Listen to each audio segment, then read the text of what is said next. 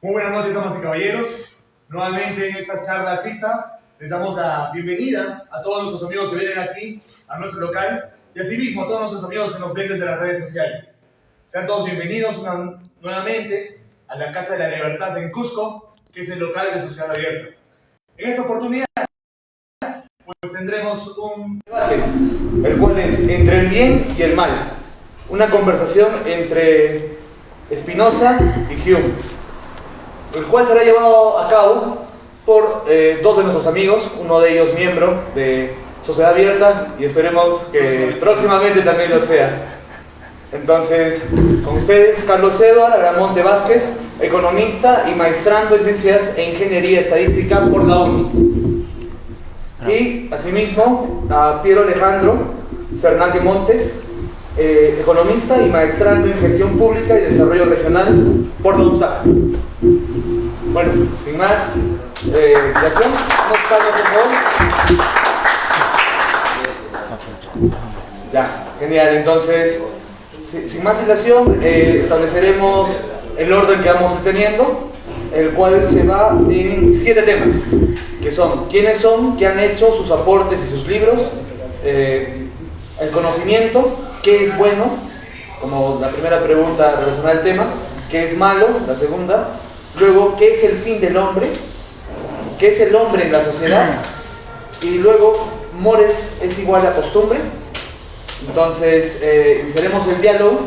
Entonces primero ya, está bien. Entonces, Piero, te daremos el inicio de esta oportunidad y bueno, permíteme. Ya. Entonces, con quiénes son, qué han hecho, sus aportes y los libros en que se basan. Y bueno, Piero. Empezamos con David Hume, que nace en Edimburgo en 1711 y es por muchos el pensador más influyente dentro de la ilustración escocesa, porque los aportes que da no solo al campo económico, sino también filosófico, moral, incluso un poco al tema de la epistemología, es sobresaliente por encima incluso de Adam Smith, que es el más conocido.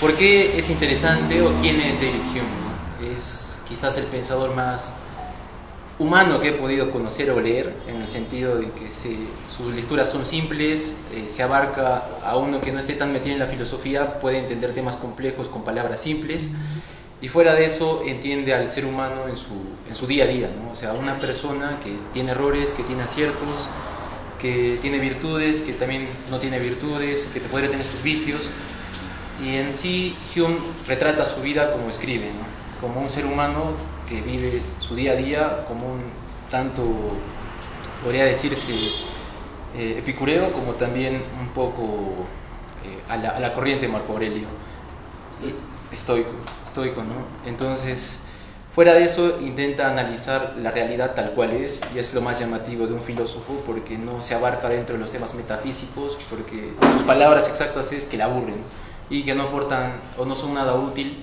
frente a lo que debería ser la sociedad o la utilidad que podría brindar la filosofía al ser humano.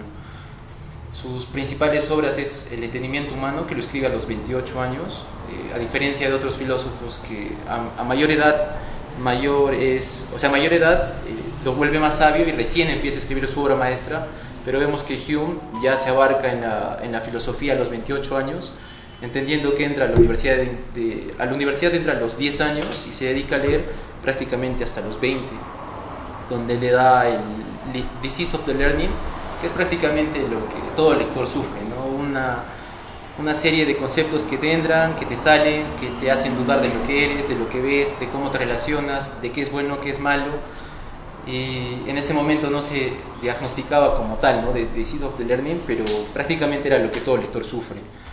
A partir de sus 20, en función de esta depresión, podría decirse cognitiva, empieza a un tratamiento en donde él mismo se describe en su libro My Own Life, que pasó de ser un escuálido, flaco e incluso pálido, a un hombre fuerte, alto y robusto, que era irreconocible, ¿no? Y entonces empieza a escribir sus obras después de esos años de lectura, y como el bestseller, bueno, es el primer bestseller que se conoce, que es en función de de la historia de Inglaterra y se vuelve rico. Incluso una anécdota graciosa es cuando su editor le pide que escriba otro libro referente a la historia de Inglaterra, Hume responde que es demasiado rico, gordo y que está prácticamente descansado para escribir otra obra más. Genial. Entonces, bueno, antes de empezar y no tomes tiempo, de hecho quiero agradecer la presencia de Piero, es un gran amigo mío, muchas conversaciones de filosofía hemos tenido a lo largo de nuestra formación, ¿no? De alguna manera, y realmente estoy encantado de poder compartir autores de cabecera. Bueno, siempre se habla de los autores que de alguna manera se han llamado la atención. Ahora, bueno, en cuanto a Spinoza nace en 1632. Personalmente, para mí vendría a ser como un rockstar de la época, ¿no? Porque de alguna manera tiene libros un tanto que rompen el esquema, ¿no? O sea, para tener en cuenta la magnitud de Spinoza, si uno va a Jonathan Israel, lo que podría darse cuenta es que Spinoza es el padre de la ilustración, no solo de la ilustración netamente inglesa, la ilustración italiana, la ilustración alemana en general, ¿no? De hecho, Spinoza representa toda lucha contra poder, tanto de alguna manera que va contra lo hegemónico, que incluso uno puede ver debates interesantes entre John Locke y Spinoza. De hecho, John Locke, el autor de la Carta contra la Tolerancia, bueno, no era muy tolerante con Spinoza, ¿no? Un poco su pensamiento era muy disruptivo. Entonces, eso es interesante verlo en un autor que es básicamente el padre de toda la ilustración europea que va a venir, ¿no? Sin embargo, Spinoza, yo podría decir que vendría a ser en su época un hombre de luz, porque de alguna manera, más que ser un ecléctico, por decirlo así, es un integrador, ¿no? De hecho, muchos de sus fanáticos, en ahí mencionaron a Einstein, y por ahí pueden encontrar a Carl Sagan en general, su pensamiento lo basan en Spinoza, la física se basa en Spinoza, ¿no? Y si uno va mucho más a fondo en el cálculo infinitesimal y una serie de cosas, también puede ver a Spinoza dentro de la herencia, por ejemplo, de Leibniz, ¿no? Lo que es el cálculo en general.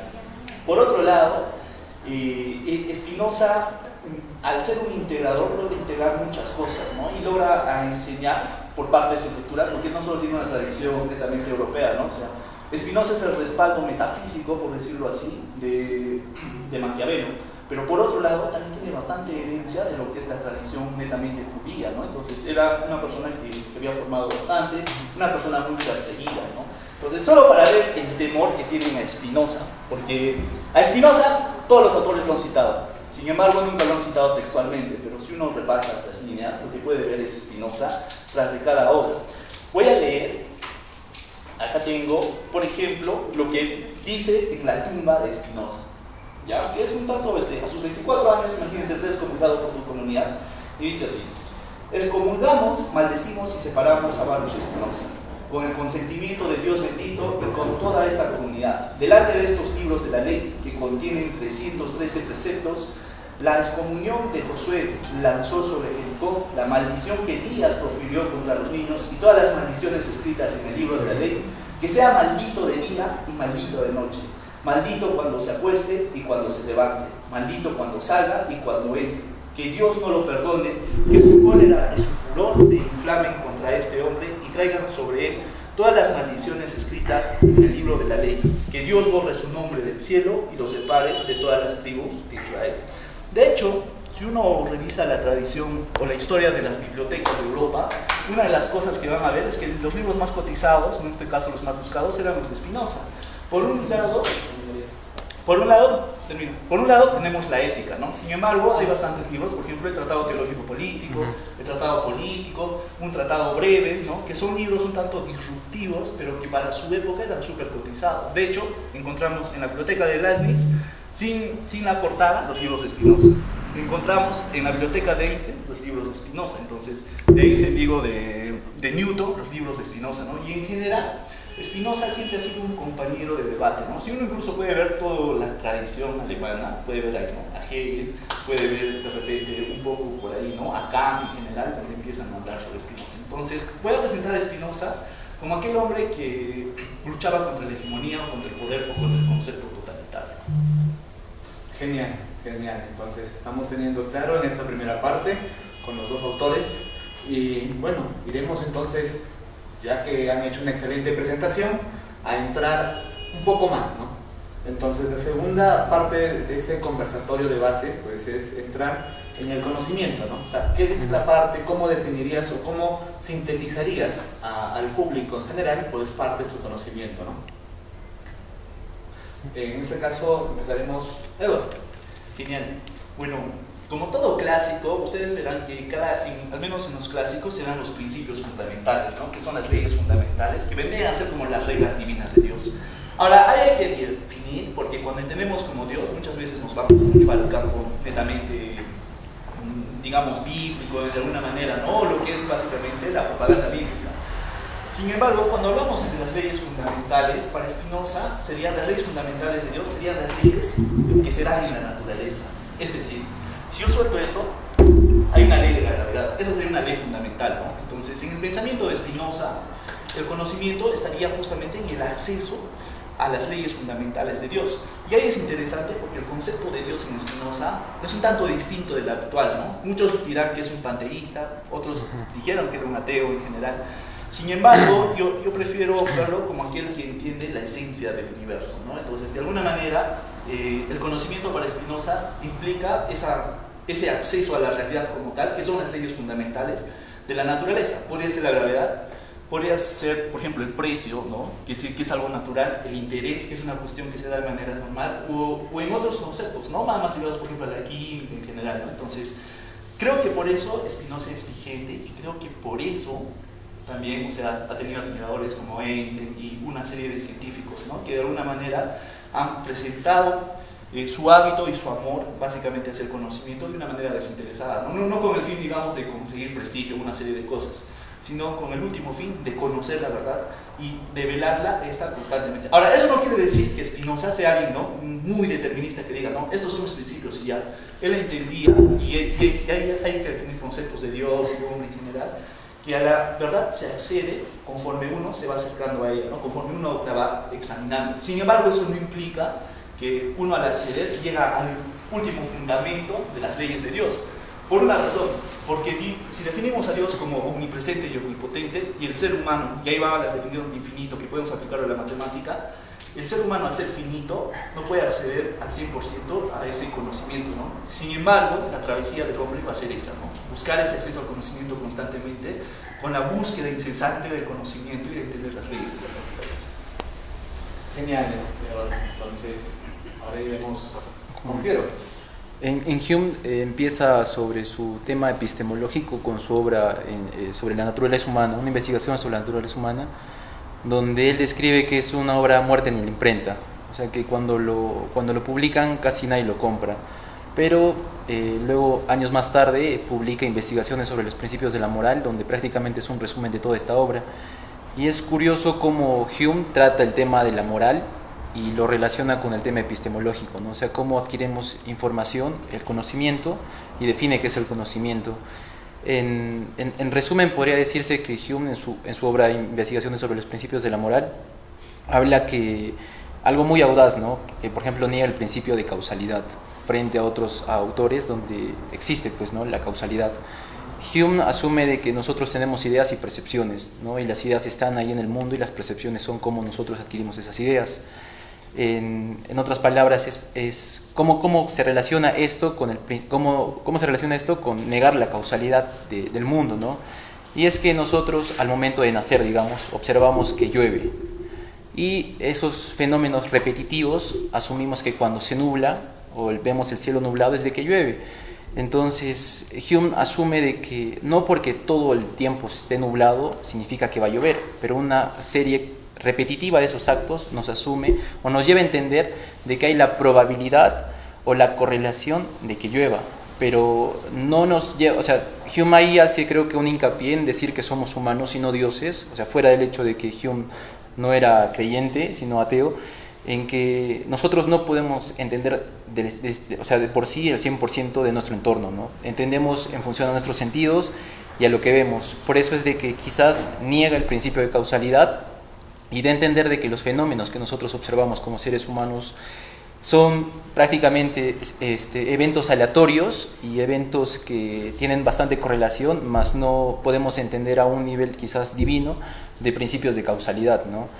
Y esto podría, de cierto modo, entenderse como que Hume, luego, más tarde en su obra, empieza a explicar otros fenómenos, otro tipo de fenómenos, ¿no? Como, por ejemplo, o sea, deriva del tema epistemológico a cómo se conceptualiza el hombre, cómo adquiere la información del hombre, a luego llevarlo al tema de la sociedad y un poco más a las naciones, ¿no? Y es por eso que, en función a este precepto de principio de causalidad, es como empieza a tomar el tema de las costumbres, o sea, un filósofo moral, ¿no? La moral en sí es el estudio de las costumbres, cómo este principio afecta a todas sus obras en general.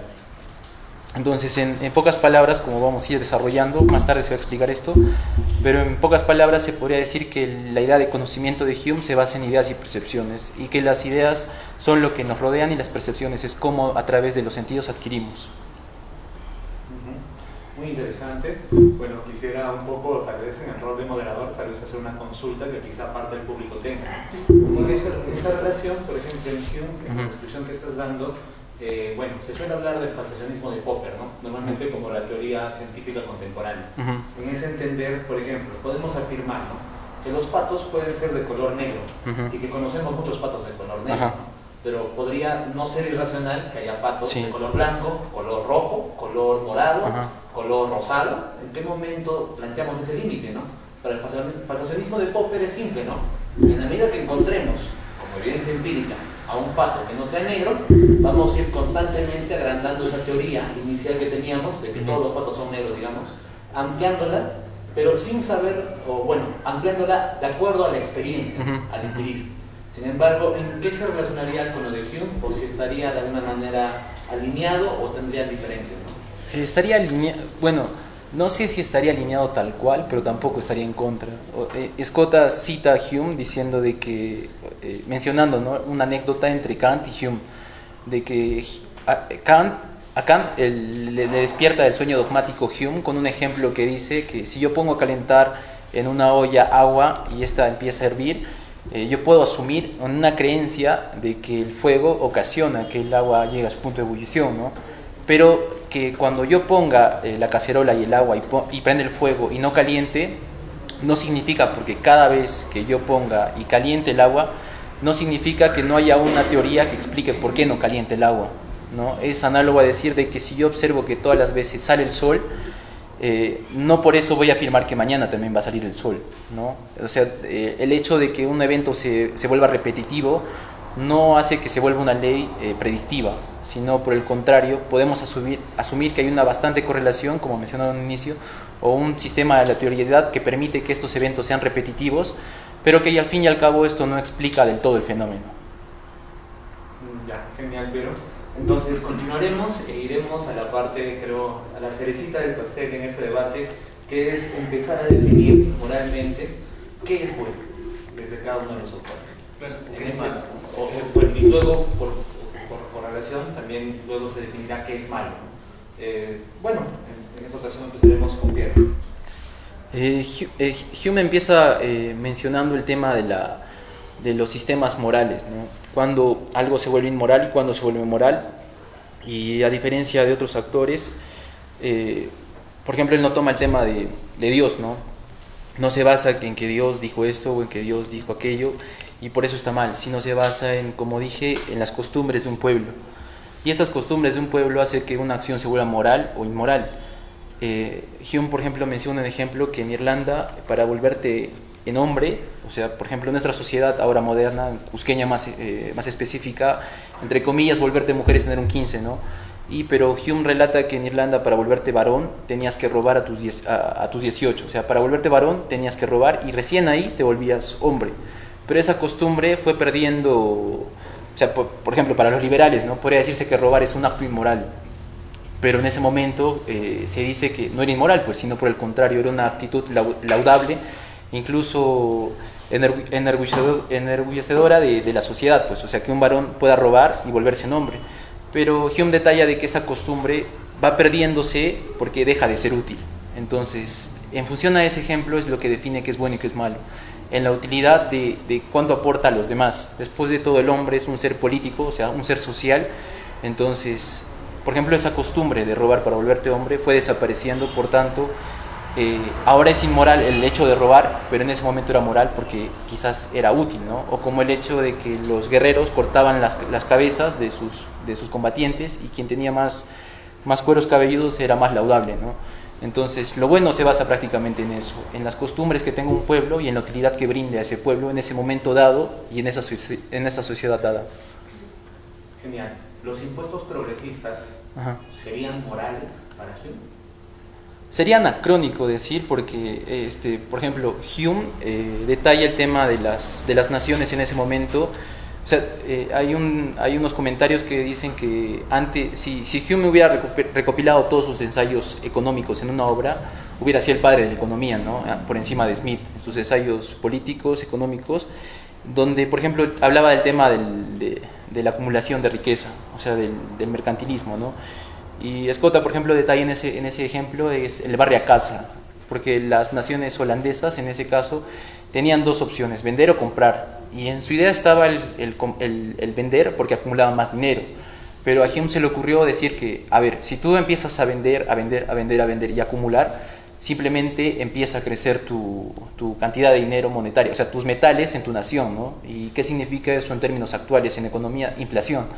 Entonces, uno, por ejemplo, en esos momentos, o sea, en ese espacio geográfico y en ese momento dado, el tema del mercantilismo era lo más apto, lo más eficiente, lo más laudable, normalizado, ¿no?, entre las naciones. Y podría decirse que también Hume era un poco más conservador con las tradiciones de Inglaterra, y observamos, por ejemplo, que Richard Pipes, en su libro justamente de la propiedad y libertad, menciona que Inglaterra desde el siglo XI empieza a contribuir con impuestos, ¿no? En sus pueblos sajones y los anglos era algo normal el tema de dar impuestos, porque era una contribución a sus ancianos, y los ancianos eran los principales representantes, pues. Y entendemos de que aparte de eso, Inglaterra era una isla, entonces era como que algo más familiar referente a lo que era el resto de Europa, ¿no? Completamente naciones esparcidas en un territorio grande. Entonces, si era o no moral el tema de los impuestos progresivos, uno, yo creo que sería anacrónico, y dos, es basarse en las costumbres que tenía Inglaterra, que detalla justamente en su bestseller, donde prácticamente los impuestos eran parte o la naturaleza de su estado, ¿no? Genial. Entonces, Eduardo. Bueno, cuando hablamos de Spinoza, primero tengamos en cuenta que es un autor casi metafísico, y de alguna manera eso lo hace que su esquema sea muy global o muy holístico con las cosas, no tanto que a cualquier tipo de esquema de pensamiento o ciencia en general se puede plantear. Ahora, claro, básicamente una de las conclusiones que uno puede sacar de este libro, por ejemplo, la ética, es que, bueno, partamos, ¿no?, primero, que lo bueno y lo malo son categorías que de alguna manera se vienen heredando del cristianismo, ¿no?, en general, o que vienen heredadas bajo un concepto de Dios, ¿no? Entonces, o eres bueno o eres malo, y según eso se empieza a definir las cosas. Para Spinoza, a Dios no le importa la vida humana, ¿no? O sea, el hecho de que a Dios le importe la vida humana implicaría un defecto en él mismo, que primero aspiraría a algo que suceda, ¿no? Y al aspirar a algo que suceda, por ejemplo, que los hombres sean buenos o que los hombres sean puros, lo que estaría dando es, al aspirar, uno tiene algo que alcanzar, ¿no? Y al no alcanzar ese punto, entonces dejaría de ser imperfecto, dejaría de ser perfecto, ¿no? Entonces estaríamos hablando de un ser imperfecto porque de alguna manera tiene aspiraciones a seguir mejorando, ¿no? O sea, hay un punto y este punto es mejor, entonces para alcanzar este punto implicaría una cierta imperfección, y eso para Spinoza entraría en contradicción, ¿no?, con lo que implica un ser finito, omnipotente, omnipresente y en general perfecto, ¿no?, infinito. Entonces, para Spinoza lo va a tomar todo desde un criterio mucho más globalizante, ¿no? Por ejemplo, tenemos un conejo. ¿Que el león case al conejo es bueno o es malo? Esa sería la primera pregunta. Entonces, ¿podemos decir que es malo que un león case a un conejo? Para el conejo, pero para el león es bueno. Genial. Entonces, una de las partes, digamos, del criterio que va a tener Spinoza es que va a depender mucho del sujeto. En esencia, el mundo tiene sus propias leyes, ¿no? Entonces, poner a definirnos sobre ellos, qué es bueno y qué es malo, no tiene sentido, a modo que lo hagamos desde una perspectiva en particular, y en este caso sería el sujeto, ponte el ser humano, ¿no? En su primera parte del libro de la ética, tiene ciertas conclusiones que las voy a leer. Espero no se duerman ni se aburran, porque eso suele pasar a veces. Y es aquí. Por ejemplo, aquí. Por lo que toca a las otras nociones, tampoco son otra cosa que los modos de imaginar, por lo que la imaginación es afectada de diversas maneras. Y sin embargo, son consideradas por los ignorantes como si fuesen los principales atributos de las cosas. Porque como ya hemos dicho, creen que todas las cosas han sido hechas con vista a ellos, y la naturaleza de una cosa la llaman buena o mala, sana o pútrida y corrompida, según son afectados por ella. Por ejemplo, si el movimiento que los nervios reciben de los objetos captados por los ojos conviene a la salud, los objetos por lo que es causado son llamados bellos. Los que provocan movimiento contrario serían los feos, ¿no? Entonces, de alguna manera, pues Spinoza estos criterios completamente estéticos, ¿no? Es decir, si, por ejemplo, hay un sonido que de alguna manera me suena agradable, para mí sería bello, ¿no? Pero en esencia, si nosotros nos abstraemos de lo que es ser humano, en realidad es un sonido más, ¿no? Entonces, sin embargo, mucho depende en función del sujeto. Y de la misma forma sucede con lo que es bueno y con lo que es malo, ¿no? Entonces, para Spinoza, lo bueno y lo malo está en función a la conveniencia del ser humano, ¿no? Entonces, él un poco que se va a escapar de ese antropocentrismo para tratar de analizar todo lo que es lo absoluto, ¿no? De hecho, ahí viene la herencia que tiene Hegel y quizás, ¿no?, que también recoge tradiciones como Giordano Bruno, Plotino en general, ¿no?, que son posiciones un tanto más abstractas, pero por tanto un tanto más globalizantes, ¿no? Entonces, otra vez, regresando a Spinoza, para Spinoza no le interesa o no hay mucho interés en decir, ¿no?, si es bueno o es malo, sino más al contrario, lo que él quiere es descubrir la naturaleza, ¿no?, la esencia de las cosas. La teoría del bienestar ha sido dominante y hegemónica en Occidente desde hace algunas décadas. Tiene su centro en que debería buscarse hacia el ser humano y a toda especie el menor sufrimiento posible, teniendo eso como principio. Sin embargo, el hecho de buscar el menor sufrimiento posible para un determinado ser, persona, etc., también implica a que esta persona se enfrenta menos a dificultades que pueden también enseñarle algo. No es extraño o diferente que hoy en día muchos se refieran a la generación contemporánea como una generación de cristal, debido a que, a diferencia de otras generaciones que estaban constantemente en conflicto, pues desarrollaban más habilidades para enfrentar dichos conflictos, ¿no? Entonces, ¿qué posición tendría Spinoza frente a esta teoría del bienestar? Creo que una de las cosas que personalmente me ha encantado de Spinoza es ese don integrador de las cosas. ¿En qué sentido me refiero? De alguna manera, a pesar que Spinoza se evoca más al lado teológico, tú puedes ver herencia de Spinoza, por ejemplo, en el cristianismo, pero también puedes ver la herencia de Spinoza en el catolicismo, ¿no? Y en general, y en una serie de religiones en general. Y en cuanto a posiciones políticas, pasa lo mismo. Porque Spinoza no te está definiendo que esto es lo que espero que sea bueno. Lo que Spinoza te está dando a conocer es, esta es la realidad, conozcamos la realidad y según ese criterio de equilibrio se va a dar. De hecho, hay un debate interesante entre lo que es el derecho natural y el derecho positivo, ¿no? Entonces, normalmente tendemos a ponerlos como contrario, ¿no? Pero para Spinoza el derecho positivo sería simplemente, digamos, el resultado de un derecho natural que a causa de constantes interacciones en las sociedades va llegando a esas formas de control. Muy interesante de Spinoza es el Tratado Teológico Político, donde él hace un análisis de toda la religión en general, desde que son pueblos, comunidades, estamos hablando de reinos, imperios en general, hasta llegar a determinadas repúblicas, donde él lo que te está mostrando es la evolución de determinadas instituciones y cómo estas van quedándose vigentes en función a la eficiencia que esta puede generar en su tiempo, ¿no? No es alguien que te va a juzgar y te va a decir que está mal o está bien. Creo que eso es interesante en Spinoza porque me parece que es un pensamiento tan absoluto y a la vez tan limpio que podría abarcar tranquilamente con un determinado liberalismo como con determinado intervencionismo, ¿no? Genial, correcto. Entonces pasaremos al siguiente punto del debate, el cual está definido en, entonces, si ya se habló de qué es bueno, qué es moral, entonces ¿qué sería lo inmoral? Entonces, esa es la siguiente parte del debate. Bueno, empezamos con Edward y bueno, poniendo atención en ser un poco sintéticos en esta ocasión. Bueno, en este caso, como ya les venía explicando, lo bueno y lo malo de alguna manera se define en función al sujeto del que lo analiza, ¿no? En este caso sería el ser humano. Entonces, lo malo sería aquel que afecta directamente a la esencia del ser humano, ¿no? Pero, otra vez, entendiendo que Spinoza es un autor tan globalizante, de alguna manera lo que tú vas a ver en él es que son distintas sustancias. Nosotros seríamos una sustancia, por ejemplo, que están en constante conflicto por expandirse, ¿no? Una forma de expandirse dentro de la economía sería, por ejemplo, el trabajo, ¿no? Y a partir de eso yo empiezo a generar capitales, empiezo a abarcar a partir del derecho natural más cosas, ¿no?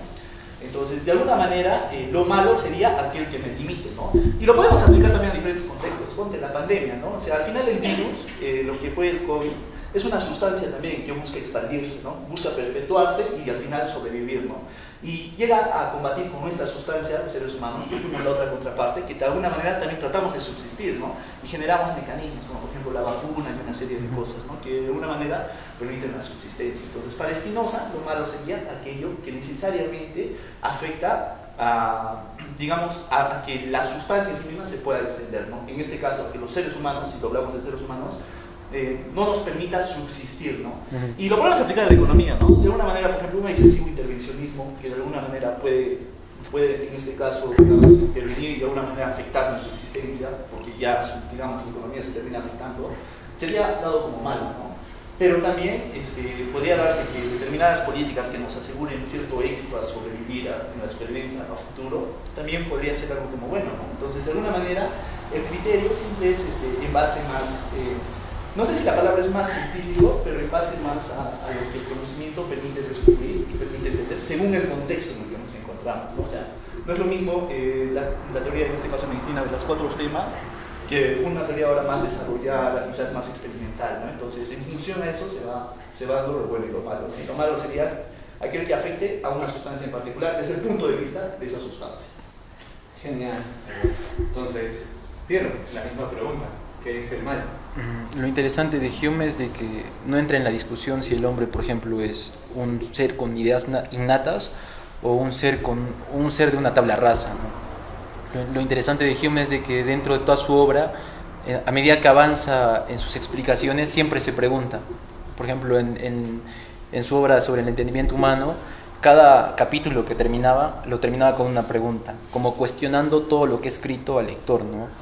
Y para mí es un signo de humildad dentro del autor, fuera también de que si lo que ha dicho es cierto o no es cierto, y si es cierto te ayuda a entender mejor el mundo, y si no, pues a dudar de lo que dice él, ¿no? En tal sentido, por ejemplo, en investigaciones sobre los principios de la moral, empieza a hablar de la propiedad. Por ejemplo, dice, nosotros tenemos diferentes tipos de contratos respecto a la propiedad, ¿no? Y podría decirse que hay más de 10 o más de 20, por herencia, por compra, o incluso por una apuesta. O sea, hay bastantes tipos bastantes tipos de medios cómo adquirimos una propiedad. Y Hume detalla y dice, ¿acaso el ser humano cuando nace sabe todos estos tipos de adquisición de propiedad? O sea, él como que cuestiona si nosotros tenemos una idea innata de la propiedad. Y responde, ¿no? Si es así, entonces qué difícil tarea el descubrir cómo el ser humano ha adquirido todos estos procesos sobre cómo adquirir la propiedad desde pequeño, ¿no? Y si no es así, debe entenderse que es un proceso de adquirir información, o sea, la experiencia a medida que crece, y cómo aprende todos estos temas legislativos de la adquisición de la propiedad. Esto lo menciono para decir que Hume termina este apartado diciendo de que no en todas las sociedades la manera de adquisición de propiedad, por ejemplo, va a ser igual, ¿no? En algunas sociedades va a ser diferente que en otras. Y podría entenderse de que la propiedad es tan importante de que hay tipos y maneras en cada país en la legislación de cómo tener la propiedad. Entonces, más adelante Hume detalla el tema justamente de lo malo, ¿no? Donde análogo a esto de que hay diferentes costumbres, diferentes países que tienen también diferentes características, entonces asume que la legislación determina, ¿no?, de cierto modo qué es bueno y qué es malo, pero esta legislación se basa en la costumbre. Y la costumbre solo es establecida en cierto, como mencionaba, ¿no?, referente a lo bueno, en cierta condición geográfica y en cierto momento. Llevándolo a un plano quizás más actual, por ejemplo, ahora se critica el tema de la guerra de Israel, ¿no?, contra los palestinos, y que los palestinos tienen una cultura religiosa que permite, digamos, a los hombres casarse con niñas menores de edad, y que es un tema tan controversial quizás en la cultura de ideologías, que critican, ¿no? Que justifican justamente estos ataques porque su religión permite estas atrocidades dentro de un mundo moderno. Pero lo curioso es de que no entendemos de que cada sociedad se rige por sus costumbres, pues, ¿no? Al igual que el cristiano tiene una ceremonia en donde cree que el cuerpo de Cristo está en la Eucaristía, es completamente normal asumir de que estas sociedades en su religión, o a medida que han adquirido estas costumbres, es completamente normal en su percepción de que es casarse con una niña, lo que nosotros llamamos niña, para ellos es una mujer, ¿no? Y esto iba al punto inicial de que mencionaba que las ideas de un ser humano, bueno, que el conocimiento de un ser humano está basado en las ideas y percepción. Y a medida que crece, estas ideas van asimilándose mediante la percepción que tiene el ser humano. Entonces, los diferentes tipos de percepciones que adquiere un ser humano hace que también defina sus costumbres y por tanto sus costumbres a un nivel político asuma sus leyes, ¿no? A un nivel más formal. Entonces, lo bueno o lo malo, nuevamente recalcando, es en función a cada sociedad y a cada momento dado. Si nosotros nos basamos en una sociedad peruana, lo bueno sería, por ejemplo, formalizar la informalidad, ¿no? O reducir las barreras de entrada a los pequeños emprendedores a un nivel económico, ¿no? E incluso a un nivel religioso, podría decirse, en nuestra cultura cusqueña. Lo bueno sería que quizás abran más las calles o cierren todo el tráfico o haya más puntos de bendición del Señor de los Temblores, porque van a ser personas más beneficiadas, ¿no? Y lo malo sería, por ejemplo, de que algo externo a nuestra costumbre entre dentro de nuestra cultura, ¿no? Por ejemplo, en los noticieros escuchamos que cuando vienen a bailar saya, critican que no es parte de nuestra cultura, que no está dentro del ámbito cusqueño, y que como que les tiran, entre comillas, piedra, ¿no? Pero también el tema cultural es entender que es un proceso evolutivo, pues, o sea, las costumbres evolucionan, y si están ahí, quizás es por algo, ya sea por una influencia política, por una influencia social, pero al final si no sirve, o sea, un poco más centrando a lo que dice Hume, va a desaparecer. Correcto. Entonces, bueno, el siguiente punto es el hombre en la sociedad. Entonces, yo quisiera aportar algo también dentro de las preguntas, ¿no? Justo a las dos aproximaciones que han tenido. ¿Cómo resolvemos el tema del conflicto de intereses en una sociedad, ¿no? Porque, por ejemplo, el mismo ejemplo que daba Edward, si bien podemos, creo, todos llegar a la conclusión que una comida saludable, rica en nutrientes, no sería cada uno muy útil, el problema está en que no todos podemos pagarlo. Entonces vamos a tener que priorizar otras actividades por sobre esta, ¿no? Y a su vez, luego vamos a identificar que quizá la acumulación, digamos, personal también conlleve a otros tipos de conflictos o problemas, como algunos estudiosos refieren sobre el tema medioambiental, por ejemplo, ¿no? Con exceso de consumo reduce de la fuente natural, pues, sus recursos a un potencial de ponerlo en cierta vulnerabilidad, ¿no? Esto lo vemos desde, o sea, para todo grupo social, ¿no? Desde campesinos, desde industrias grandes, ¿no? Entonces, ¿cómo resolver este conflicto entonces desde cada uno de los autores, ¿no? O cómo darle una aproximación a la resolución de todos estos conflictos que son por género, por edad, por razas, por un sinfín de cosas que nos diferencian.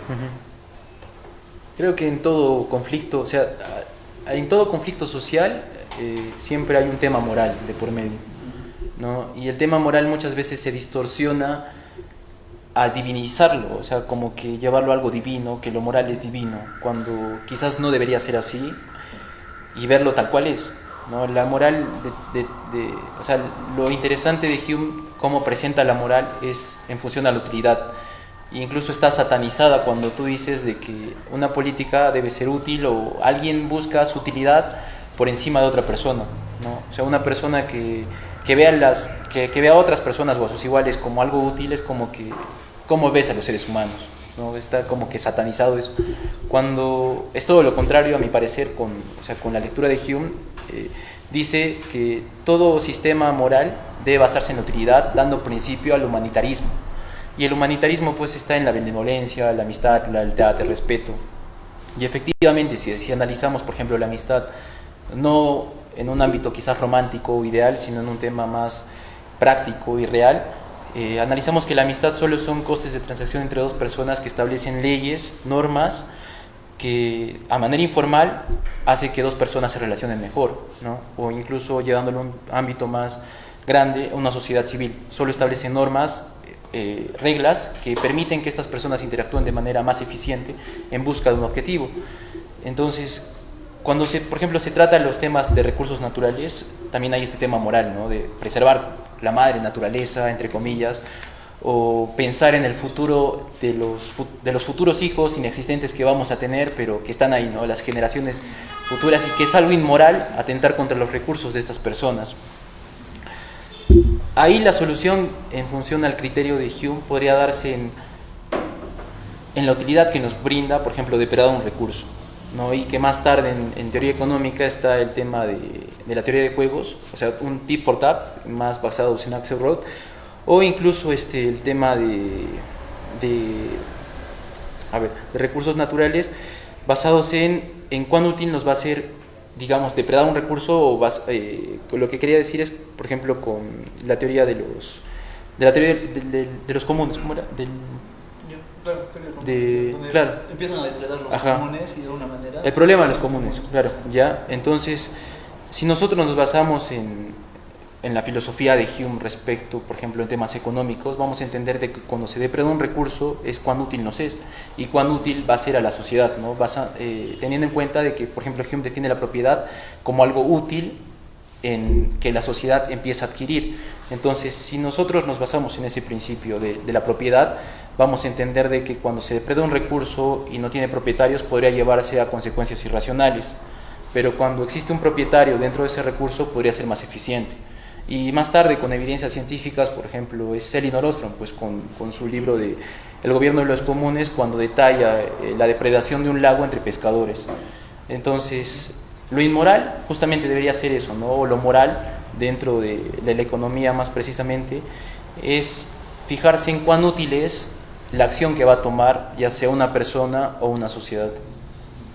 En el caso de que se den seres que no pueden declarar frente a los humanos, como serían animales, bosques, otro tipo de circunstancias, ¿tú crees que deberían volverse sujetos de derecho o cómo se administraría ello desde siempre? Hume no menciona detalladamente, o sea, sería mentirte o sería mentir al público decir de que Hume habla justamente de los derechos de los animales, ¿no? Pero lo que sí da a entender es de que los objetos son sujetos de derecho en medida que la persona lo es, pues. O sea, yo, por ejemplo, soy propietario de mi celular. No digo que el celular tenga vida, pero si me roban están atentando contra mí, ¿no? Análogo a un perrito que, digamos, tiene su dueño y si lo atropellan, el dueño va a ejercer, digamos, acciones físicas o quizás legales, si es que la legislación lo permite, para denunciar o quizás castigar al sujeto que está atentando contra la pertenencia de este sujeto, ¿no? Que en este caso sería el perrito. Entonces, si nosotros nos vamos a basar en el derecho que tendrían otros seres que no pueden hablar o que tienen razón, tendríamos que basarnos en si estos seres que no pueden hablar son parte del derecho de otra persona, o sea, de un ser humano. Algo a tomar en cuenta es de que los filósofos se basan en los seres humanos, ¿no? No hay un filósofo quizás del perrito o del razonamiento del sapito o razonamiento de las plantas, ¿no? Los filósofos, al menos de la ilustración escocesa o francesa, se basan justamente, pues, en entender al ser humano y en su entorno. Genial. Sí, y bueno, en el caso de Spinoza, como les venía diciendo, al ser un ser tan absoluto, de alguna manera no te va a dar una receta, por decirlo así, ¿no? Sino te va a tratar de entender un fenómeno y de alguna manera sistematizarlo. Teniendo en cuenta que Spinoza ha sido, bueno, está en debate, ¿no? Si Leibniz o Spinoza, ¿cuál de los dos ha sido mejor alguna de Descartes, ¿no? Pero en esencia es alguien que va a tomar este criterio. Por ejemplo, cuando hablamos a nivel de comunidades, o sea, al final lo que tenemos, ¿no? Un individuo es una sustancia, por decirlo así, pero él tiene una teoría de los infinitos, entonces de alguna manera muchos individuos hacen una sustancia mucho más grande, ¿no? En este caso podríamos hablarlo como el poder, no sé, del Estado, la sociedad civil. Exacto, ¿no? Entonces, de alguna manera, el hecho de conseguir ciertos objetivos, ¿no? Está en función del poder, digamos, expandirse de esta gran sustancia, ¿no? O sea, es decir, por ejemplo, nosotros consideramos, no, independientemente de que sea bueno o malo, consideramos, digamos, que se está depredando ciertos recursos y debemos evitarlo. Entonces, conseguir ese objetivo depende mucho en función del poder que tiene esta sustancia para expandirse. Ahora, eso no necesariamente implica violencia, ¿no? O sea, hay formas de expandirse, ¿no? Una es, pues, a partir de posiciones ideológicas, de hacer activismo o hacer otras cosas, ¿no? Que permitan, digamos, generar estos mejores resultados, ¿no? Pero en esencia es eso. Ahora, también entendiendo Spinoza y un poco entendiendo la posición de lo que se define infinito, a los que les interesa la matemática y la definición de infinito en general, esto nos da una cuestión mucho más dinámica. ¿Eso qué quiere decir? Que de alguna manera una propuesta que hoy nos podría parecer factible no implica que con el tiempo, ¿no? Porque el infinito es algo que constantemente está creciendo, ¿no? Constantemente está cambiando porque es infinito, ¿no? No es algo estático. Entonces, al ser algo que está cambiando constantemente, de alguna manera, digamos, los criterios pueden ir variando, ¿no? En función de determinados objetivos. Por ejemplo, ¿no? Lo que comentaba Piero, en un inicio de la historia pudo haber una propiedad comunal, ¿no? Ahora, eso no necesariamente implica que sea el mejor criterio para el tipo de propiedad, ¿no? Sino que de alguna manera determinados tiempos, posiciones y según circunstancias se van dando nuevos tipos de propiedad, ¿no? Entonces, de alguna manera, llegando a nuestro tiempo, podríamos hablar un poco de la propiedad privada, ¿no? Como, digamos, por ahora, la cúspide donde nos permite una mejor administración de determinados recursos, ¿no?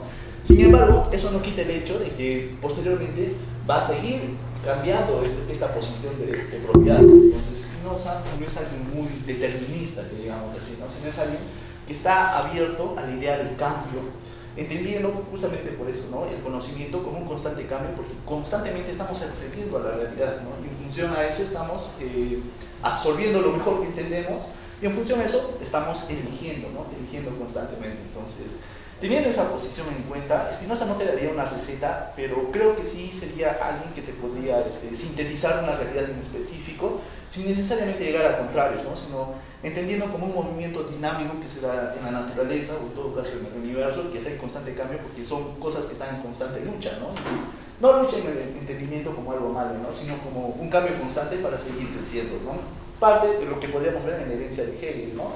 Tesis, antitesis, ¿no? Y el absoluto se va conociendo a sí mismo, ¿no? Constantemente conforme va pasando el tiempo, ¿no? Entonces tendría una consulta. Si validamos la corrupción de nuestra sociedad como parte de una de esas sustancias, lo mejor sería que otra sustancia entre en conflicto con esta, las dos se integren como parte de la macro sustancia de la sociedad peruana, o no sé, ¿cuál sería? Te lo pongo así. Pensemos en una organización. Yo soy más un economista organizacional, así que por ahí lo voy a tratar de enfocar. Pongamos una organización donde existe una corrupción, una empresa. Esto tiene un impacto, ¿no? Exclusivo, porque a nivel, digamos, de eficiencia rentabilidad y una serie de cosas, va a tener un impacto negativo. Para Spinoza, la sustancia seríamos nosotros. Esa cualidad, digamos, de corrupción sería un accidente de esta sustancia, ¿no? Pongámoslo así, una característica de esta sustancia.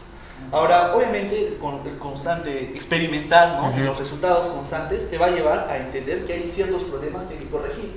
Y de hecho, a nivel corporativo, uno lo puede ver, ¿no? O sea, el hecho, por ejemplo, de que hoy en día se haya destinado más a la inteligencia artificial para mermar, digamos, los errores netamente humanos que siempre terminan dando resultados un tanto, digamos, no esperados. Se va dando esta corrección constante, pero se va dando esa dinámica constante en experimentar con la esencia misma, en conocer la esencia misma, ¿no? Por ejemplo, veamos a la corrupción, pero una cosa es decir, estamos mal porque somos corruptos, y otra cosa es entender por qué somos corruptos, ¿no? Y en función de eso podemos plantear una posición, por ejemplo, limitemos el Estado porque de alguna manera nos va a dar mayor eficiencia de acción y también vas a quitar más poder de actuar, digamos, netamente un ser humano para poder gestionar de una manera mucho más eficiente los recursos, ¿no? Podría ser una posición en particular, entonces, pero como repito, en Spinoza mucho depende de cuánta intención tienes de conocer las cosas, y en función de conocer las cosas, conocer las causas primeras, ¿no? Aunque él la tiene clara que nunca llegamos a conocer las causas primeras de las cosas. Sin embargo, en hecho de ir buscando, vas generando ciertas soluciones, ¿no? Como ha sido toda la historia de la humanidad en general, ¿no? O sea, se han dado cosas, incluso a nivel normativo, ¿no? O sea, el hecho de que, por ejemplo, no matarás, siga vigente tras tantas religiones, tras tantas épocas, es porque tiene un resultado, ¿no? Netamente institucional, y ese es netamente eficiente, ¿no? Entonces, de alguna manera, ahí lo podemos explicar. Genial.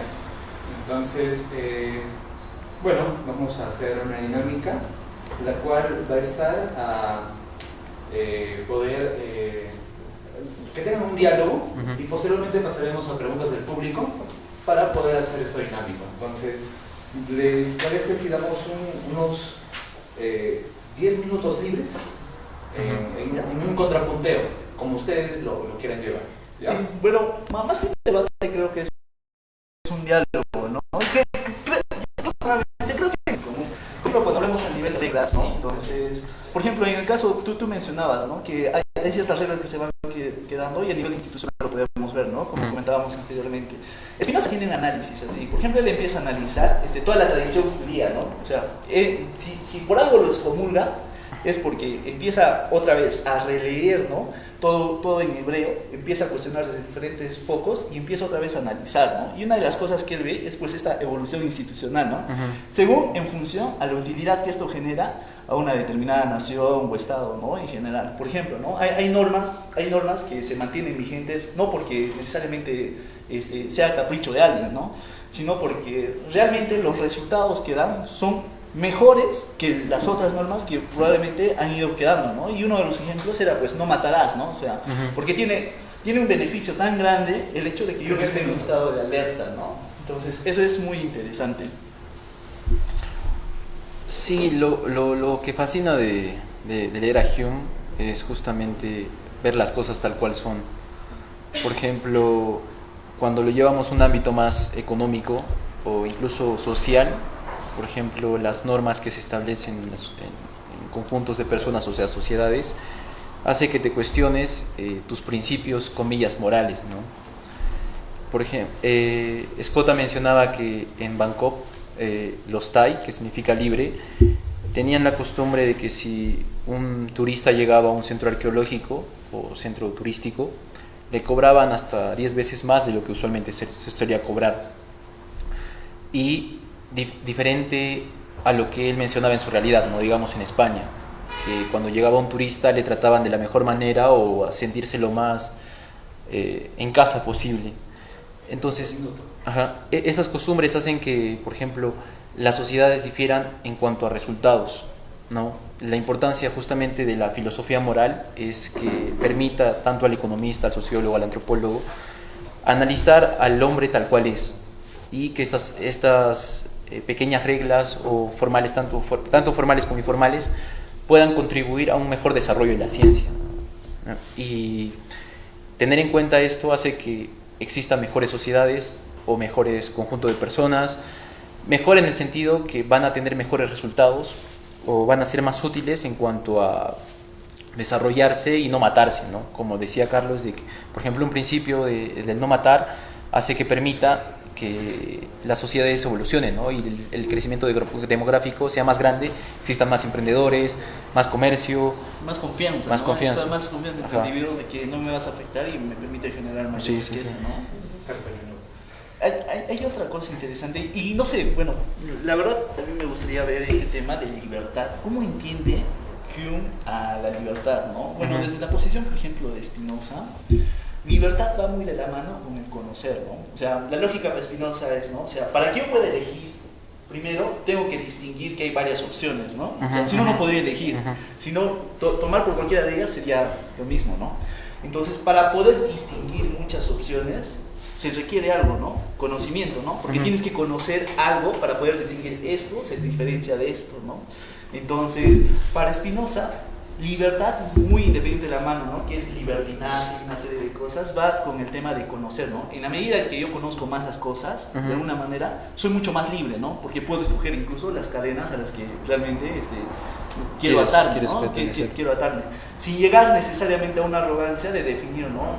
Libre es aquel que hace esto y no libre es aquel que no hace esto, ¿no? Entonces, no sé cómo lo... De Hume define lo contrario, pero en parte también lo que va en la línea de libertad es entender de que un ser humano a medida que crece se equivoca, y cuando se equivoca esta equivocación hace que tenga un perjuicio, ¿no? Este perjuicio hace que entienda como ser humano de que le hace daño.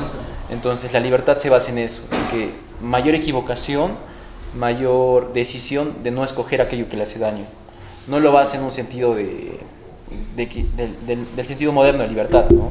Sino lo basa más en un sentido de, yo podría decir, no tanto de ideología, sino en un sentido más de sentidos. De sentidos en el de existir, Claro. de que te vas a alejar de aquello que te haga daño. Entonces, ¿qué te hace daño? Aquello que te genera un perjuicio. Entonces, la libertad para Hume es eso, alejarse de aquello que te hace daño. Es curioso lo que mencionas, por ejemplo, a nivel de aprendizaje, ¿no? De la experiencia.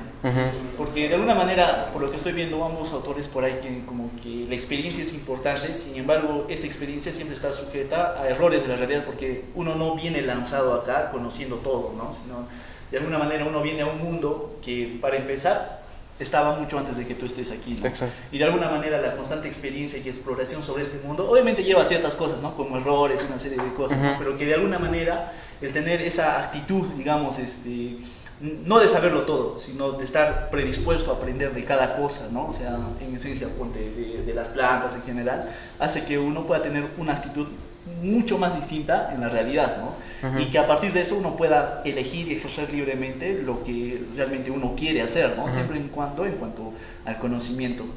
Sí, ver las cosas tal cual son, pues, porque al final la ciencia es eso.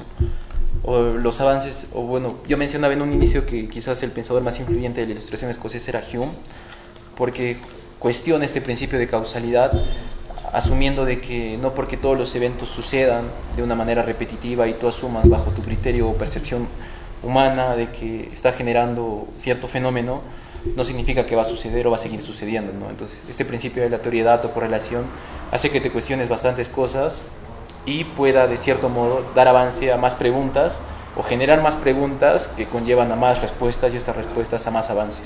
Hay algo disputado en una de sus entrevistas que a mí personalmente me agrada cuando empieza a definir el infinito, ¿no? O sea, en esa proyección de luz, en esa luz que se difumina acá, o sea, podemos ver infinitos mundos, ¿no? Y de alguna manera es ese constante aprendizaje, ¿no? Porque el mundo es inacabable en realidad, ¿no? O sea, para un explorador es realmente inacabable y eso implica determinados criterios, ¿no? O sea, de cómo actúas tú frente al mundo, ¿no? Y de alguna manera el tema de percepciones también, ¿no? O sea, si uno hace la distinción en cómo se mueve una abeja o cómo se mueve un murciélago, ¿no? Un murciélago ve, o sea, ve los colores que nosotros percibimos, un perro percibe de la misma manera que nosotros nos movemos en el mundo, un gato o una abeja en general por vibraciones, una serie de cosas. Al final, el hecho de que el murciélago perciba netamente ondas hace que el mundo en el que él actúa sea menos mundo en el que actuamos, sino hay una cuestión netamente también de percepción, ¿no? Y en función de esa percepción uno actúa, ¿no? En cuestión a lo que tiene, ¿no? Nada más.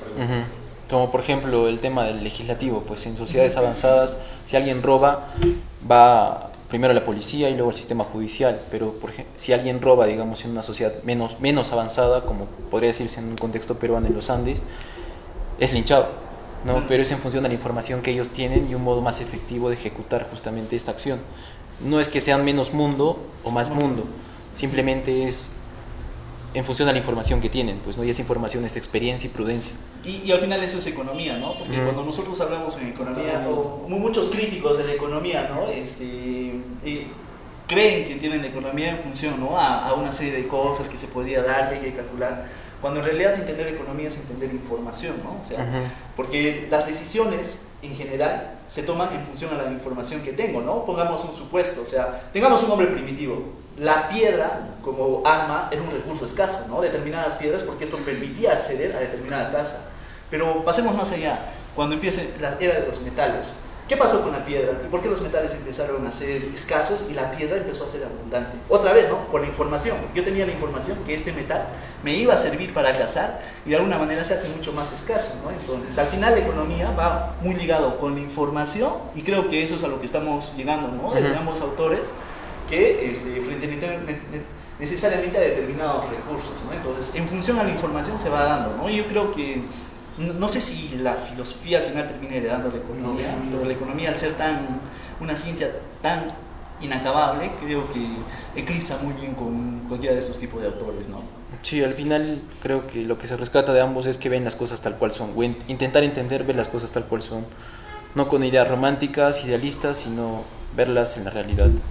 Claro, ¿no? O sea, no se trata de lo que queremos que sea, sino lo que es en realidad, ¿no? Creo que esa sería una bonita anécdota viendo, ¿no? de la carrera y de las raíces formativas que tenemos. Bueno, entonces llegamos a esta parte en la cual, bueno, pedimos al público si tiene alguna consulta, duda, crítica maldición, todo está bienvenido. Yo le agradezco. Sí. Pero, ¿cómo te llamas? Disculpa. Piero. Piero. Esto, bueno, no conozco muy poco de Hume, pero hasta lo que te he podido escuchar me parece que formaría parte de estos autores que perciben la moral como algo consecuencialista, ¿no? Lo bueno vendría a ser, como tú bien mencionaste, algo que genere utilidad para una determinada sociedad.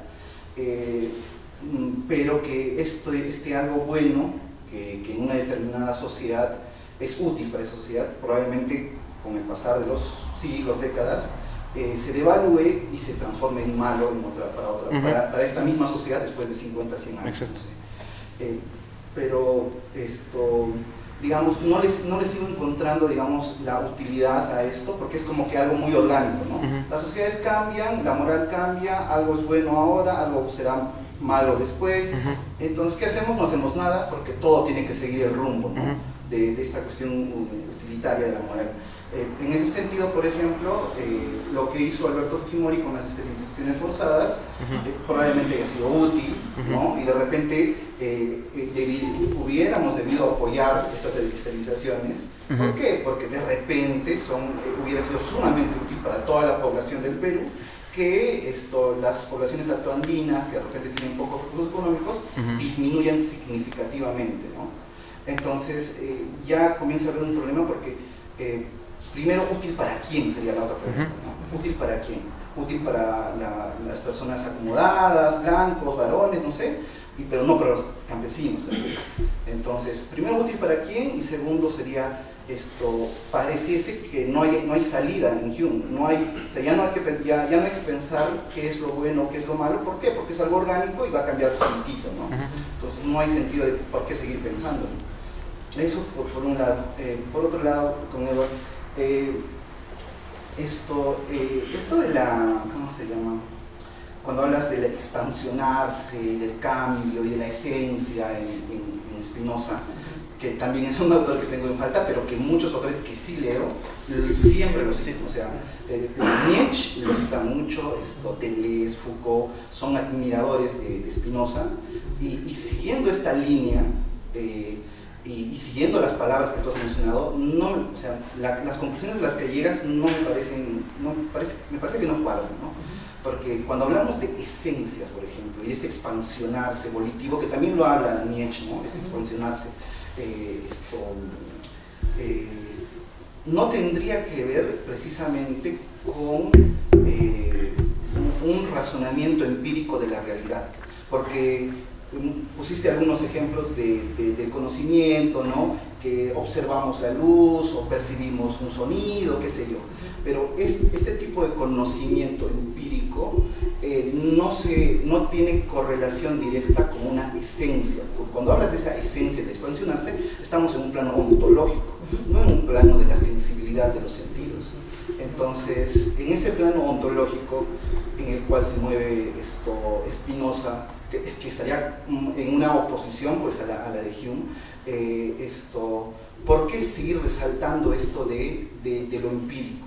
Porque me parece más bien que Spinoza no está por el lado de lo empírico, de que la moral está en función de lo que yo observo, yo huelo, yo escucho, sino más bien en algo esencial, ¿no? Que es este expansionarse, que bueno, es difícil de explicar seguramente, pero sí, me parece que no cuadraba eso de estas cuestiones empíricas que ponías como ejemplo respecto a esta existencia esencial. Entonces, ¿hay alguna otra pregunta? Yo creo que por partes, porque es un tema bastante complicado. Sí, para ver. Dale.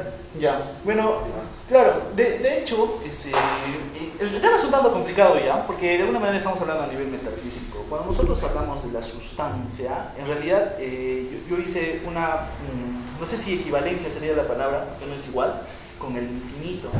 Y unas cuestiones del infinito, a veces de repente cuando lo vemos muy lineal, creemos que el infinito es una línea sin fin, ¿no? Pero podríamos ver al infinito como algo que tiene muchas aristas y se expande por todo lado. Entonces, cuando yo voy netamente a lo empírico, no me refiero en necesariamente a que es exclusivamente eso a lo que se refiere Spinoza, sino para Spinoza no solo es lo empírico, ¿no? Sino esto abarca en una infinidad de aristas, ¿no?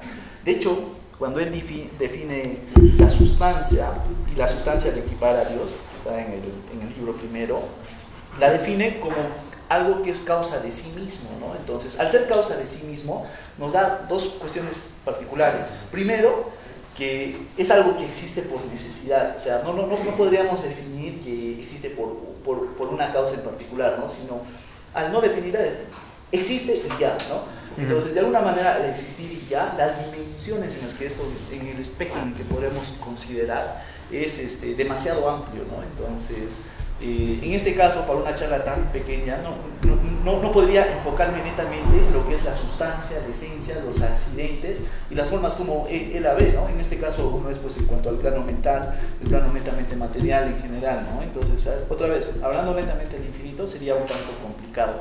Sin embargo, veamos a Spinoza como alguien que va con la naturaleza, ¿no?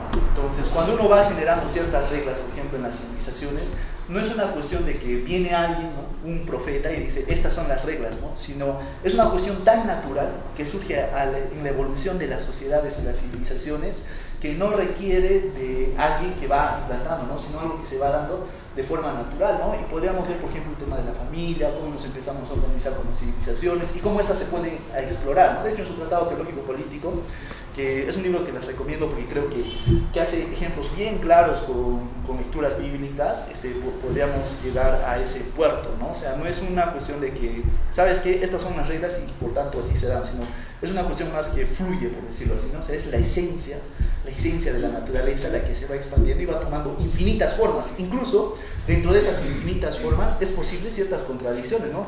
Había comentado, por ejemplo, que a nivel de religiones, o sea, el cristianismo puede tranquilamente equipararse al panteísmo que tiene Spinoza. De hecho, Efraín Lessing es uno de sus grandes discípulos, ¿no? Pero podríamos ir también a personas más católicas, ¿no? Como en este caso podría ser Hegel, ¿no? En particular, donde también tiene otras posiciones. O sea, incluso dentro de su pensamiento, al ser tan infinito, y el infinito al acceder a muchas cosas, ¿no? Incluso hasta los contrarios necesariamente, podría ser hasta fácil sostener la existencia de Jesús. Entonces, de alguna manera, esas cosas se empiezan a equiparar. Entonces, ese es uno de los detalles porque es un pensamiento muy abarcante, ¿no? O sea, no es un pensamiento que tiene una posición, sino alguien que abarca toda la realidad en particular, ¿no? Es alguien que se expande sobre todo, ¿no? Claro, eso sí te entiendo, pero cuando ponías muchos ejemplos de la percepción y todo esto, ahí ya comencé a desencajar, porque no me cuadraba.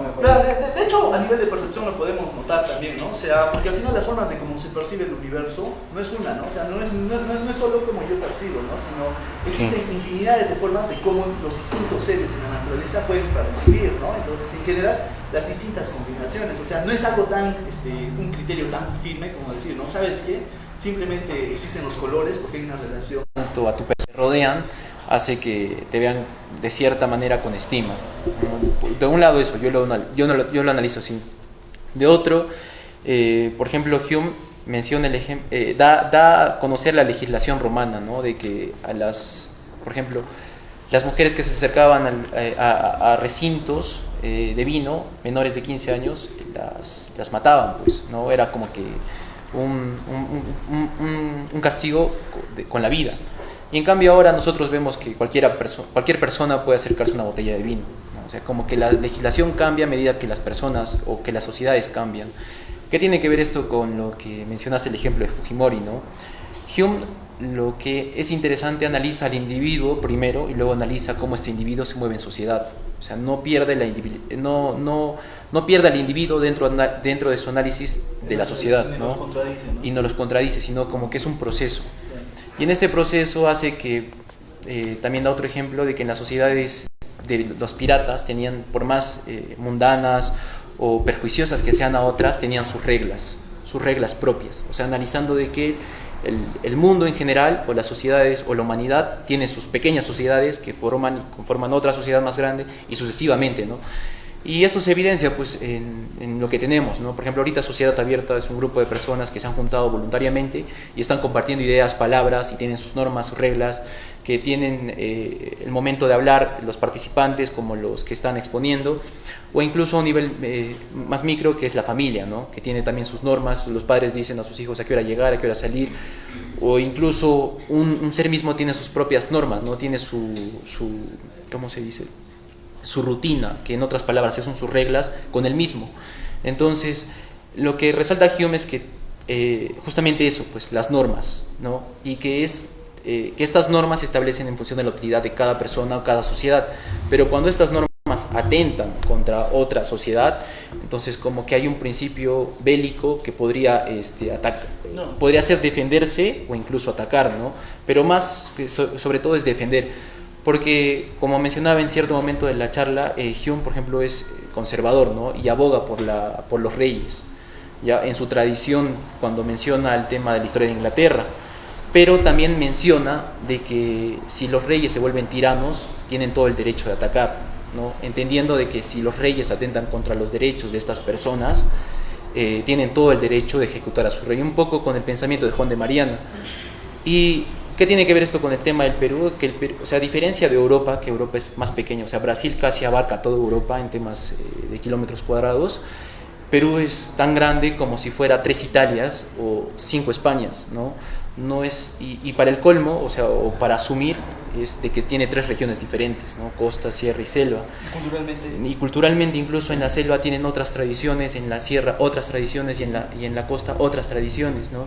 Y es el Perú tan diverso que incluso en el Cusco nomás a nivel, o bueno, a nuestra actualidad, hay diferencias de cusqueños si eres del Garcilaso, si eres del Cinciano, si eres de por ejemplo, si eres de San Blas, si eres de San Cristóbal. O sea, es tan diverso, pero lo que resalta Hume es justamente eso, ¿no? Que a pesar de la diversidad nosotros podamos rescatar lo que nuestras normas y nuestras costumbres prevalezcan, sin alterar o atentar contra otras. Pero van a atentar, pues. Pero porque esa diversidad cultural implica que ciertos grupos tengan cierta moralidad distinta a la de otros grupos y van a entrar en conflicto. Y la cuestión es útil para quién. Pero mira, por ejemplo, tú digamos eres hincha del Cinciano y yo del Garcilaso, ahorita, digamos. Yo como atento para que tú creas o tengas la necesidad de que te vuelvas hincha de lo que yo soy hincha. Yo no estoy atentando contra tu costumbre, quizás tu tradición familiar de ser del Cinciano, ¿ya? Y es lo que Hume aboga, pues, de que las personas tienen, en función de la información que adquieren, ciertas tradiciones, ciertas costumbres, ¿no? Una persona que, digamos, va todos los días al gimnasio, tiene su costumbre, su rutina, y se junta con ese entorno de personas que van al gimnasio. Una persona que le guste las matemáticas, la estadística, se va necesariamente a juntar con estas personas. En estos ejemplos es fácil, pero sí, cuando, pero por cuando eso hablamos, por ejemplo, de matrimonio homosexual, cuando hablamos de aborto, cuando hablamos de prácticas como que el tacanaco y pelea entre niños o niñas, ahí ya la sensibilidad de la mayoría de la población comienza a turbarse. Claro, o sea, a lo que yo voy es eso, pues, ¿no? Que hay diferentes costumbres, no hay una costumbre uniforme en todo el mundo, no hay una regla uniforme en todo el mundo, ¿no? Y si la hay, varía, eso es lo que dice Hume, ¿no? No tiene el conocimiento suficiente, o sea, se pone como humano, pues, ¿no? Y dice que no tiene todo el conocimiento suficiente como para dar ejemplo o decir de que hay, digamos, una regla general en todo el mundo, pero de las pocas que conoce, empieza a entender de que cada sociedad tiene sus normas, sus costumbres, y que cuando atentan contra estas, o sea, otra sociedad, tienen el derecho a defenderse. Pero usualmente no menciona como tal, o sea, yo no he leído hasta el momento en las obras que tengo de Hume, de que incite a principios bélicos, digamos, de expandirse, ¿no? O expansionistas. Con tu ejemplo más preciso, ¿no? A lo que iba con que nosotros tenemos culturas tan diferentes, es de que Hume está en contra del autoritarismo, ¿no? Si, por ejemplo, en ese momento las madres que dices que han sido esterilizadas o las mujeres que han sido esterilizadas hubieran tenido el poder de alzarse en armas, yo tengo la seguridad de que lo hubieran hecho, pues. O el conocimiento de lo que les estaban haciendo estaba completamente contra sus derechos humanos, entonces yo estoy seguro de que hubieran dicho no quiero esto. Pero yo entiendo de que, o bueno, no he estado presente, pero la poca información que tengo es de que han ido quizás con un discurso político de que esterilizarse está bien, ¿no? O incluso he leído o he visto en noticias de que les metían otro cuento y al final era otra cosa, ¿no? El tema de la esterilización. Y al final es es entender justamente pues al humano, ¿no?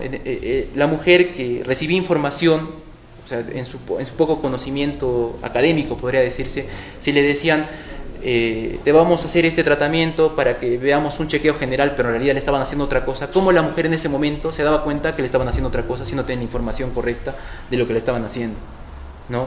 Pero si te has dado cuenta, estas organizaciones ahora, o sea, las mujeres que están reclamando lo que le ha hecho Fujimori, se han basado en la información que otras ONG les han brindado, ¿no? Que todo lo que te han dicho a ti era esto, y le han mostrado la información tal cual era. Y entender eso es entender, uno, de lo que te mencionaba, ¿no? Que las mujeres en ese momento no estaban del todo informadas de lo que les estaban haciendo. Y ahora sí, entonces tienen todo el derecho, podría decirse, de reclamar lo que les han afectado. Entender de que está mal o está bien es ir a un plano, quizás, lo que mencionaba Carlos, un plano más religioso. Pero lo que sí, o sea, la importancia de Hume dentro de este contexto que tú pones, es de que el gobernante en ese momento no entendía las condiciones demográficas, sociales, antropológicas, económicas que el Perú tiene, pues, ¿no? Por eso digo que la importancia de la filosofía moral dentro de la ciencia económica, porque los procesos económicos son tan diversos, son tan dinámicos, son tan cambiantes, que intentar imponer algo sobre cierta sociedad es como creerse Dios, pues, ¿no? Y creerse Dios prácticamente es ser autoritario, absoluto de las cosas, ¿no? ser ególatra, ser tirano, pues. Y eso podría decirse que no es una actividad útil frente a lo que piensa Hume, porque al final ser tirano no es nada útil, pues. O sea, en consecuencias, o viendo datos, las sociedades totalitarias no han llevado casi nada útil o no persisten dentro de la historia. Ahora vemos que lo más útil, entre comillas, es las sociedades democráticas, ¿no? Algo que mencionaba Escota, por ejemplo, es de que Hume empieza a mencionar el mejor mundo de los posibles que hemos conocido, pero no el mejor mundo de lo que podría existir. Entonces es ver la realidad tal cual es. Y hay otra cosa, ¿no? El hecho de creer que, o sea, de hecho son autores con los que uno puede acompañarse, pero tampoco es que ellos sean, ellos mismos reconocen que no tienen el conocimiento absoluto de las cosas, ¿no? Sino que empiezan a describir una situación en particular en función a determinadas características, ¿no? Y algo que resaltar tanto en ellos es, creo, que la tradición latina, ¿no? Al final del día, cuando uno define moral, viene de mores, ¿no? Que de una manera es costumbre. Y que las reglas se van en función a esa, ¿no? De hecho, lo que él explicaba acá, por ejemplo, el hecho de que ahora hablemos y después nos turnemos y levanten la mano del otro lado, o sea, no hay un contrato donde cada uno explícitamente ha firmado, ¿sabes qué? Primero van a hablar y después yo tengo que levantar la mano y firmo, ¿no? Sino, al contrario, esa costumbre y ese contrato se da de manera tan tácita que de alguna manera permite generar ciertas normas de convivencia que no necesariamente están explícitamente, ¿no? Y yendo al otro lado, va lo mismo, ¿no? O sea, una cuestión es el tema del autoritarismo, ¿no? Que pudo haber ejercido en ese entonces, ¿no? Y otra muy distinta es la costumbre que tienen las civilizaciones en ese entonces, ¿no? Entonces, lo condenable es eso, ¿no? O sea, el autoritarismo, porque de alguna manera vulnera ciertos principios, ¿no? El individuo, ¿no? Para empezar, y determinadas costumbres de estos individuos, ¿no? Bueno, demos gracias que hoy en día la esterilización no es libre. En cualquier cosa está Sí. Bueno, ¿alguna otra pregunta, chicos?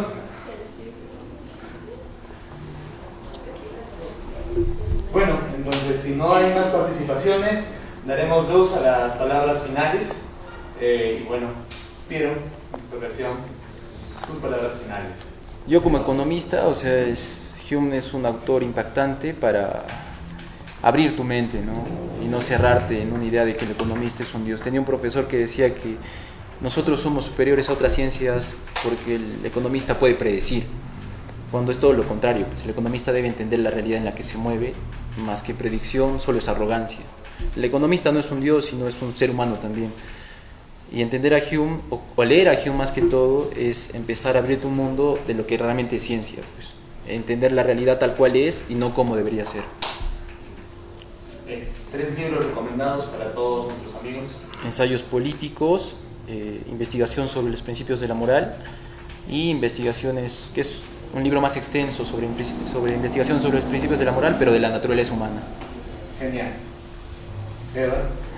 Bueno, lo que yo puedo rescatar de Spinoza en este caso es bueno, lo voy a poner en palabras de Einstein, ¿no? Ese amor a Dios, pero entendiendo a Dios como la naturaleza, ¿no? Entonces, y la única forma de expresar el amor hacia la naturaleza es tratando de conocerla tal cual es, ¿no? Sin ningún filtro, ningún criterio muy moral o ético, ¿no? Sino entenderla como es y en función a eso poder conocer. Y un poco de la mano de Piero sobre el tema, ¿no? De predecir, claro, incluso desde esta posición, y nosotros que usamos herramientas como econometría, modelos bastante predictivos, más que el tema de predecir, creo que es entender la realidad tal cual es, ¿no? De hecho, un gran econometrista que a mí me gusta, que es Woolrich, menciona que la econometría no es una ciencia hacia adelante, ¿no? Si es una ciencia atrás en función a las experiencias que uno va recolectando y en función de eso puedes definir, ¿no?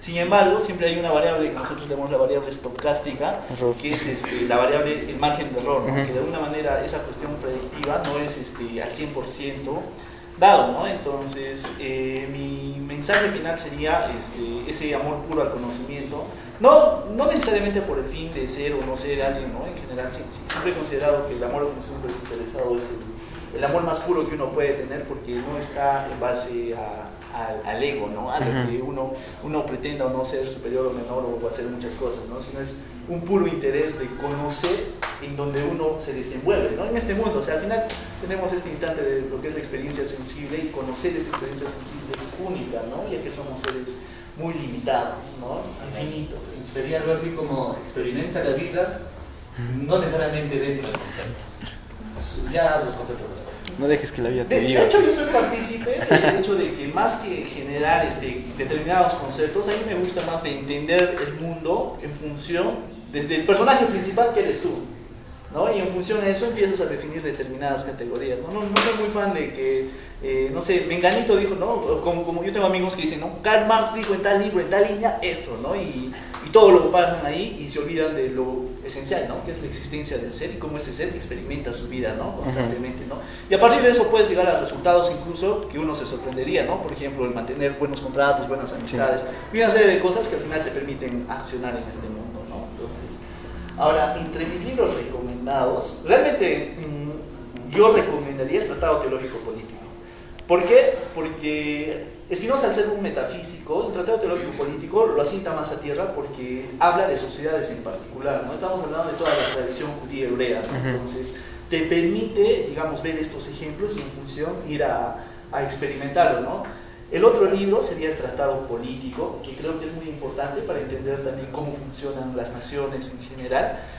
Y el otro libro que a mí me encanta, si bien es cierto, la ética es el libro que les recomiendo a todos, pero digamos para formarse preferiría el Tratado Breve, o en todo caso su introducción a la metafísica, a los principios metafísicos de Descartes, ¿no? Que es un libro que él trabaja primeramente, ¿no? Genial. Entonces, bueno, muchas gracias en esta oportunidad. Un buen aplauso para nuestros panelistas. Y bueno, este ha sido otro fin de semana de Sesión Abierta. Muchas gracias. Hasta luego, amigos.